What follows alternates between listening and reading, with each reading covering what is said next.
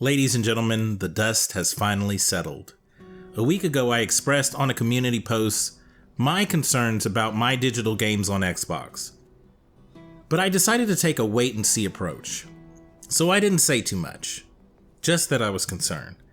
And now we can see that a lot of things were blown completely out of proportion. No intro for this video, we are just gonna dive right in.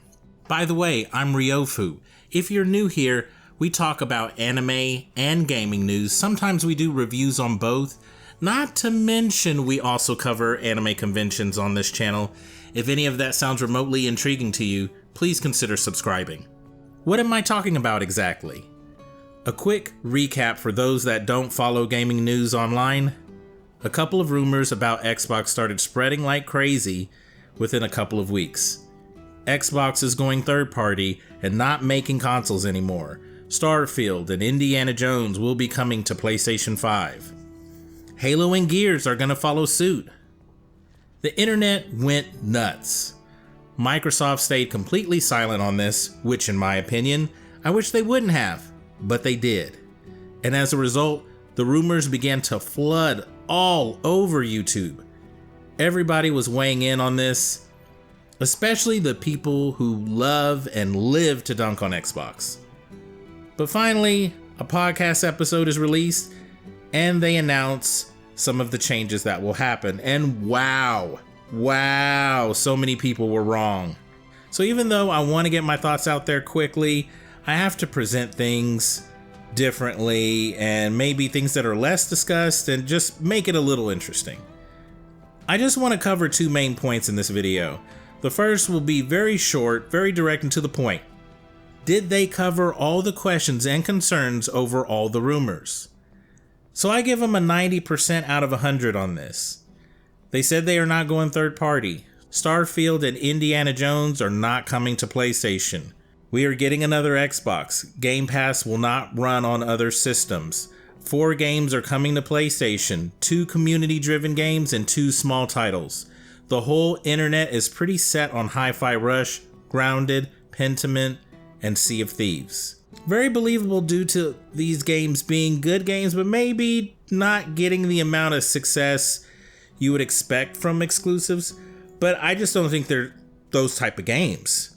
Well, I know Sea of Thieves and Hi-Fi Rush, they did have major success, but I'm not so sure about the other two. But I actually personally loved Hi-Fi Rush and Grounded.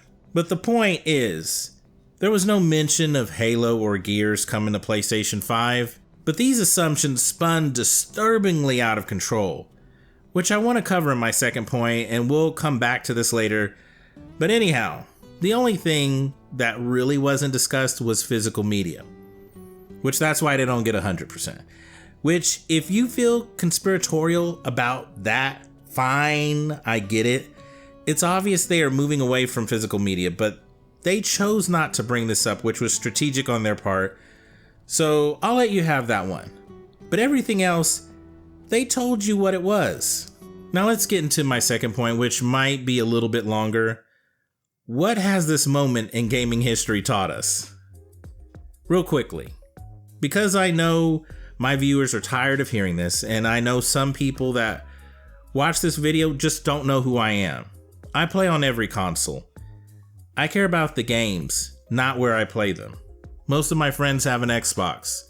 So I have been on the platform since like 2003, 2004-ish. This is why I do have concerns about Microsoft not making consoles anymore. I have a lot of digital games on Xbox, okay?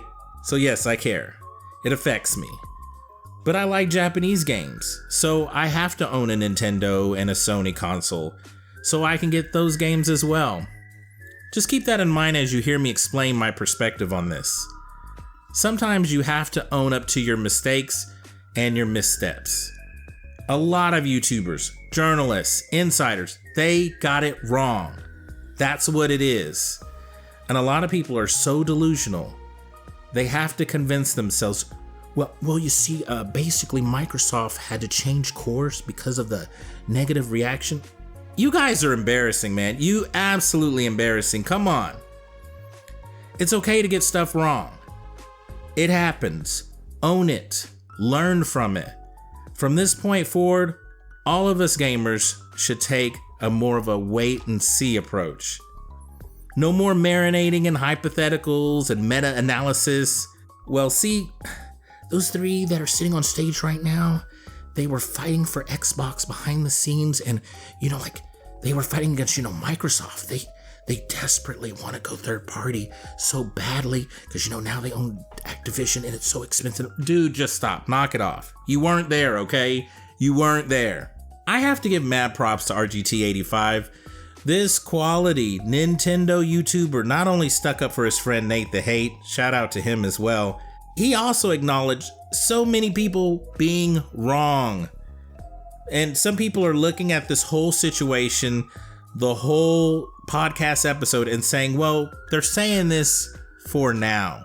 But really, RGT is pretty much saying, hey, there is this huge massive L for all you people that got it wrong. For all you insiders that got it wrong. And I'm not hearing enough people say that, but I think that's good that there are some out there that are actually saying this. When we are playing games, we are escaping. But if you're talking about business, we are dealing in reality. The speculation on if they changed course behind the scenes, and Phil and Sarah had to fight for Xbox at Microsoft board meetings, we'll never know, okay? We'll never know. And to be frank, to be just blunt, I don't have time for that. It's okay to speculate or analyze a moment, but some of you were just doing way too much. If someone tells me Starfield is only on PC and Xbox, I'm like, okay, thank you for telling me that. I'm not gonna speculate and hyper analyze that entire moment. And then if you come around and you go, 4 years later, you say, hey, guess what? This 4-year-old game, we're gonna put it on the competitor system. How do you feel about that?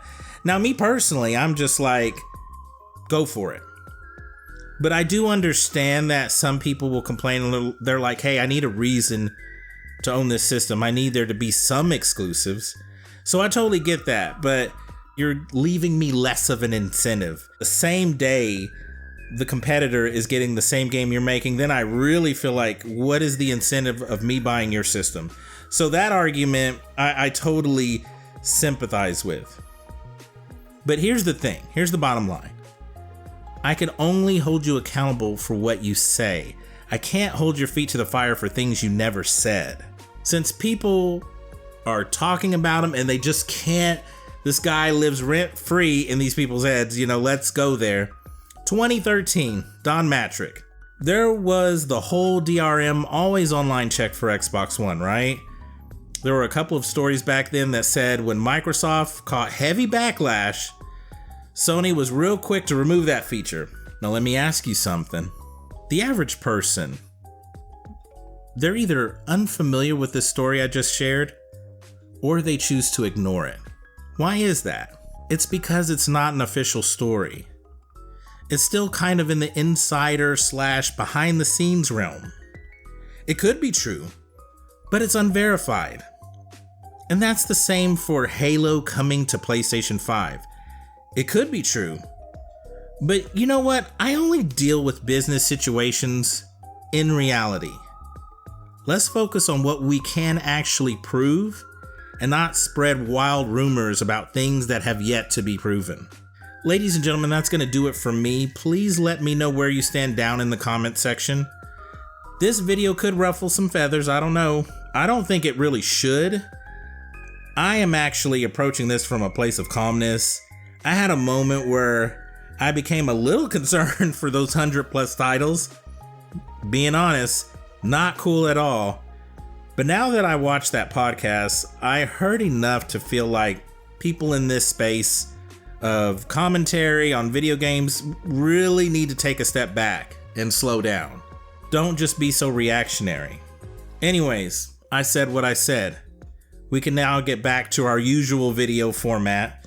Back to more anime reviews and game discussions coming your way. Until next time, I'll see you in the next video. Peace.